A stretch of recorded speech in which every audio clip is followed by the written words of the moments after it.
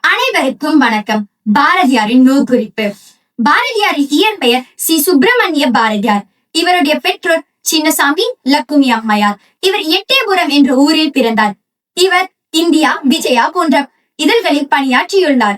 இவர் பன்முகத்தன்மையை கொண்டவர். கவிஞர், எழுத்தாளர், இதழாளர், சமூக சீர்திருத்த சிந்தனையாளர், விடுதலை போராட்ட வீரர். இவர் இயற்றிய பாடல்கள் கண்ணன் பாட்டு, குயில் பாட்டு, தராசு. நன்றி. இன்று நாம் பாரதியார் பாடிய பாடலை காண்போம். ஜெய பேரிகை கொட்டடா.